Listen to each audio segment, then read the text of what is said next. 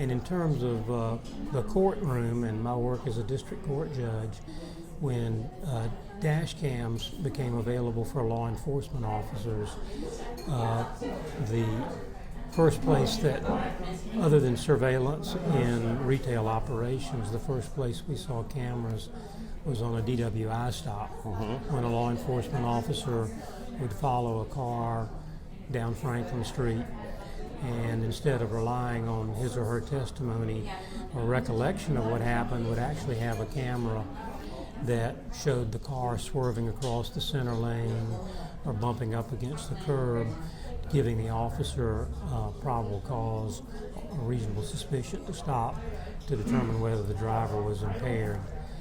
And in many instances, the existence of those tapes would resolve a case and result in a plea when a criminal defense lawyer saw the tape and the behavior was so clearly of a concern that an officer would have been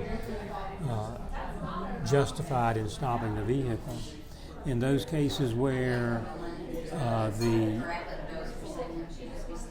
video left some ambiguity about the officer's exercise of judgment, there'd often be a trial, and the question would be in front of the judge: did the officer observe behavior on the part of a motor vehicle operator that provided reasonable suspicion for the officer to stop the individual? And then you had the chance to really be behind the driver's seat and observe everything the officer observed.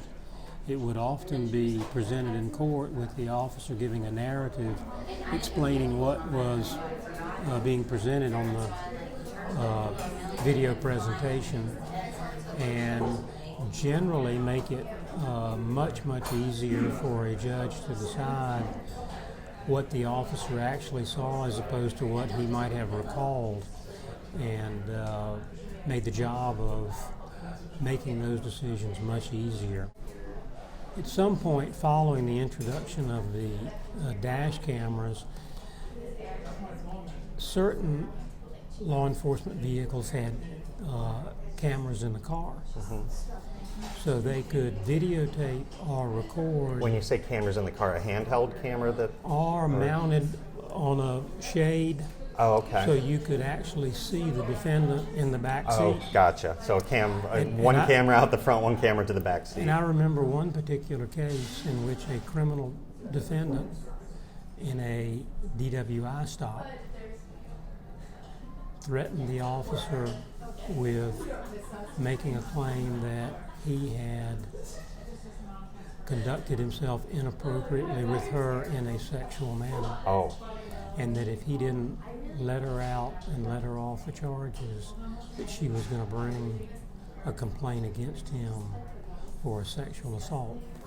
And the fact that that was all on a video recording was such a benefit to the court system and to the law enforcement agency. Absolutely. In dealing with a complaint, which would have justified a great deal of attention without an opportunity for it to be vetted very early in the process by the existence of a tape where the threat is made in a fairly casual way and then followed up on.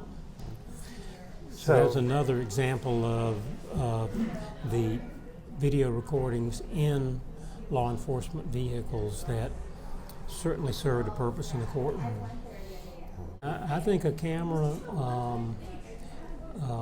records, justifies, and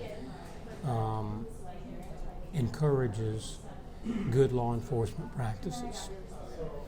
And there are probably a lot of occasions when things are happening so quickly that making the very best decision is not an easy decision. I remember one particular incident in which a elderly gentleman, a good citizen, had too much to drink and had a unsettling interaction with his daughter at a Chapel Hill restaurant, and had been driving around looking for her, but driving while impaired and driving erratically. And when he was stopped, he was confused enough that it was difficult for him to comply with officers' request to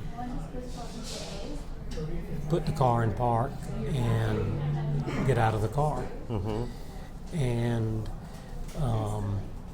the truth of the matter was, every minute of the exchange between the officers and this gentleman, who ultimately had to be pulled from the car, was on a lapel camera tape.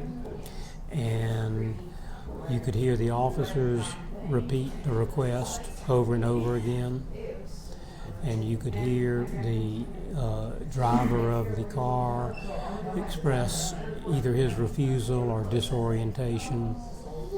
And you could certainly understand that the officers had given multiple requests and or warnings before they ultimately put their hands on the defendant.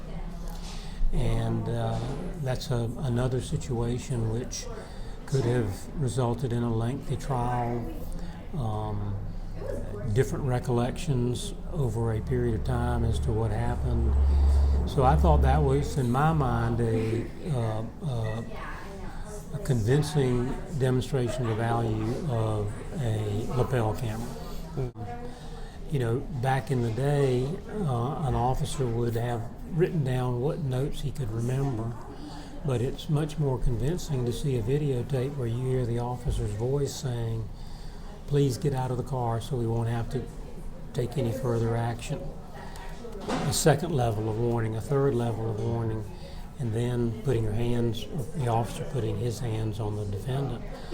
And there's just no way that testimony can establish that, particularly if it is refuted in any way by an individual who remembers it differently, either because of emotional or personal or inebriation reasons. So I think it's a great benefit in that way.